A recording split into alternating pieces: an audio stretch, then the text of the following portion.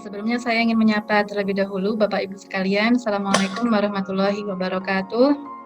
Yang saya hormati Ibu Kajur, Ibu Rahmani Timorita, dan Ibu Sri Haningsih, beserta jajaran dosen dari jurusan Studi Islam, dan sekaligus para hadirin, para hadirat yang pada kesempatan kali ini bisa bergabung bersama kita di sini.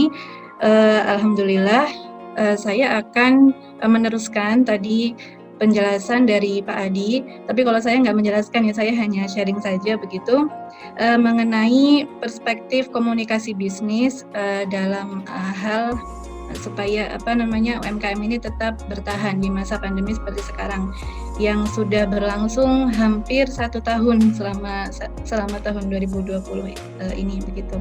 Yang menjadi poin atau fokus utama saya dalam hal komunikasi bisnis ini lebih kepada sosial media begitu ya, karena sebagaimana yang kita tahu tatap muka itu kan dalam masa pandemi ini dibatasi oleh pemerintah, bahkan di beberapa daerah benar-benar memberlakukan pembatasan sosial berskala besar yang benar-benar strict begitu.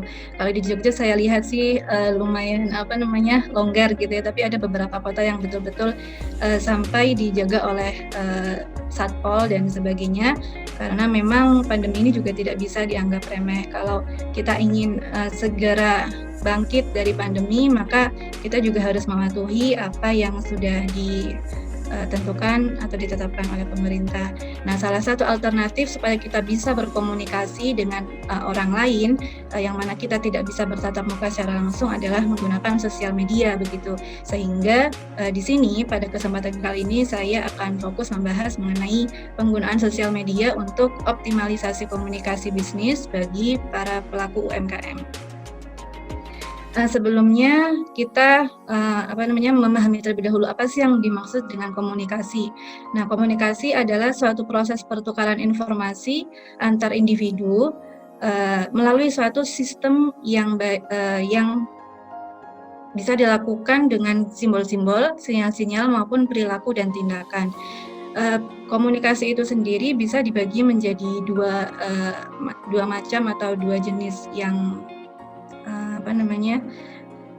komunikasi verbal dan komunikasi nonverbal begitu. Komunikasi verbal diantaranya adalah kita saling berbicara gitu satu sama lain, kemudian tulisan itu juga termasuk dalam komunikasi verbal, grafik itu juga atau gambar, image itu juga termasuk dalam komunikasi verbal, sementara komunikasi nonverbal itu adalah mimik muka dan sebagainya. Kemudian pada tingkat dasar, menurut Setiadi, komunikasi dapat menginformasikan dan membuat konsumen potensial itu menyadari atas keberadaan produk yang ditawarkan. Sehingga ini adalah suatu poin penting. Keterampilan atau skill yang harus dimiliki setiap pelaku bisnis adalah bagaimana mereka mampu berkomunikasi. Baik itu komunikasi kepada diri mereka sendiri saat melakukan bisnis, itu kan pasti banyak pertimbangan, itu kan komunikasi dengan diri sendiri, kemudian komunikasi dengan tim bisnisnya, setelah itu baru komunikasi eksternal dengan para konsumen, pemasok, supplier, dan lain-lain. Kemudian keuntungannya komunikasi bisnis, jika pelaku bisnis tersebut bisa menguasai skill dalam berkomunikasi, maka dia bisa menjaring konsumen yang potensial dan loyal untuk membeli produknya. Unsur-unsur dalam proses komunikasi yaitu ada pesan, begitu, pesan yang disampaikan oleh sender atau pengirim pesan. Kemudian sender ini membahasakan pesan ini bisa melalui verbal atau non-verbal.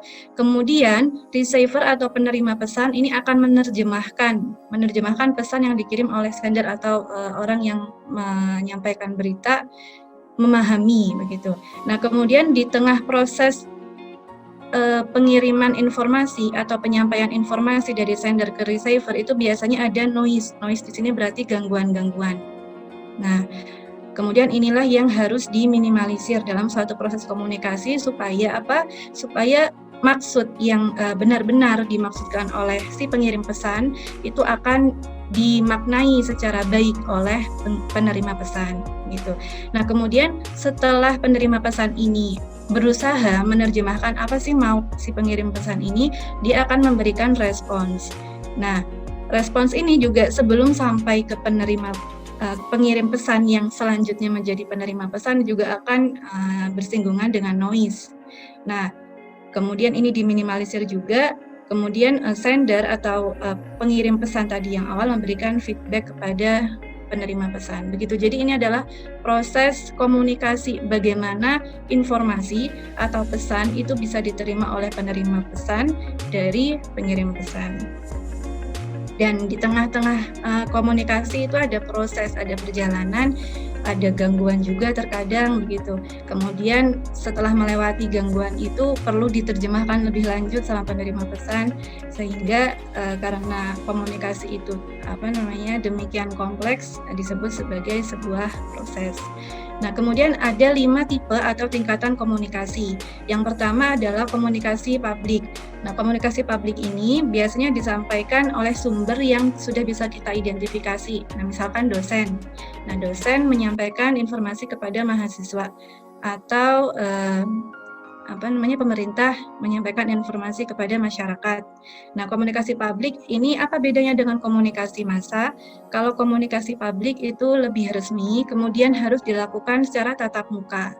Kalau komunikasi massa itu bisa melalui media yang lain atau mempergunakan media yang lain seperti televisi, kemudian sosial media diantaranya. Ya, itu adalah komunikasi publik dan komunikasi massa. Kemudian komunikasi kelompok kecil, ini lebih kepada tim dalam bisnis kita. Gitu. Kalau dalam komunikasi kelompok kecil itu tidak bisa diidentifikasi siapa sebetulnya yang menjadi sumber pesan dan siapa yang menjadi penerima pesan. Kenapa? Karena dalam suatu rapat tim biasanya itu kan setiap anggota dimintai pendapat. Nah, sehingga setiap orang dalam tim tersebut mereka berperan sebagai pengirim pesan dan mereka juga berperan sebagai penerima pesan. Selanjutnya komunikasi antar pribadi, ini lebih kepada jenis pesannya itu lebih pribadi dan dilakukan biasanya antara 2 orang dan tidak terlalu besar kelompoknya. Kemudian yang terakhir adalah komunikasi dengan diri sendiri, itu juga ada.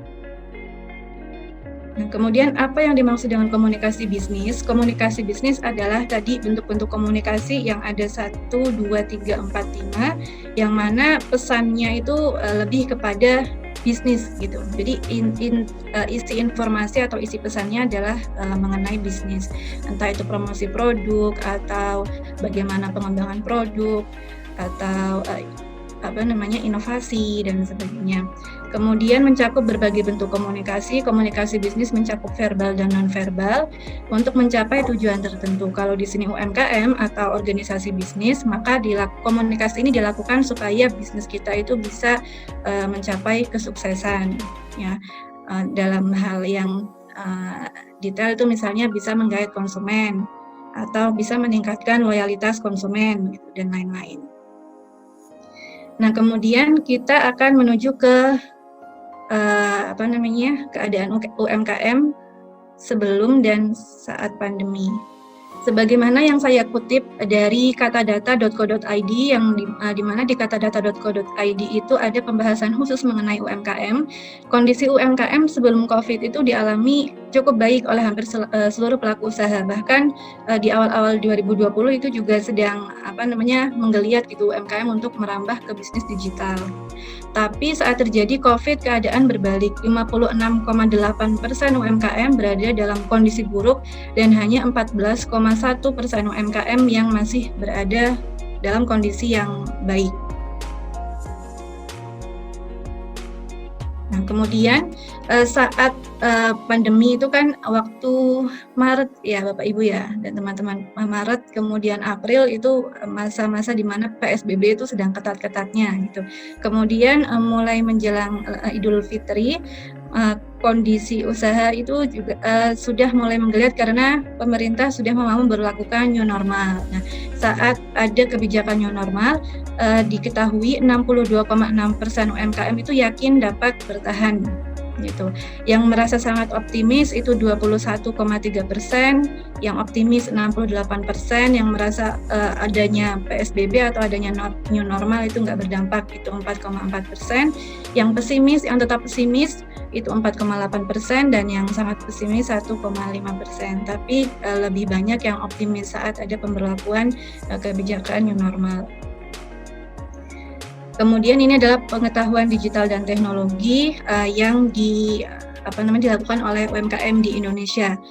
Ada beberapa perangkat yang digunakan dalam menjalankan usaha, diantaranya adalah PC atau laptop yang tanpa internet. Ini biasanya digunakan untuk administrasi.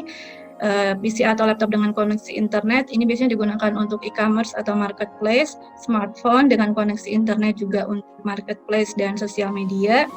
Handphone tanpa internet ini untuk keperluan telepon, SMS, dan lain-lain. Atau ada juga ternyata UMKM yang tidak menggunakan sama sekali, tidak menggunakan teknologi sama sekali dalam menjalankan usaha. Gitu. Kemudian tujuan akses internet oleh para pelaku UMKM dalam menjalankan usaha yang paling banyak itu untuk memasarkan produk melalui sosial media. Kemudian untuk bermedia sosial, promosi barang dan jasa. Jadi 3 hal ini masih pemasaran ya. Kemudian mencari informasi untuk mengembangkan usaha. Nah, ini baru untuk pengembangan inovasi. Mencari atau memesan bahan baku. Ini juga masih di proses produksi. Memasarkan produk melalui marketplace. Jadi ini dari beberapa redaksi kata-kata ini, redaksi kalimat ini, sebetulnya mayoritas tujuan akses internet bagi para pelaku usaha UMKM itu adalah untuk pemasaran atau marketing.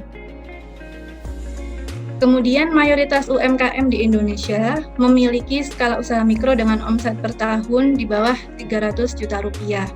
Nah, UMKM pun memanfaatkan lingkungan sekitar untuk memasarkan produknya, namun sekitar 78,6% UMKM mulai mencoba untuk berjualan secara online. Nah, dari wawancara atau interview yang dilakukan oleh pihak Kata Data, 80,6% pengusaha UMKM merasa bahwa penggunaan sosial media ini membantu bisnis mereka.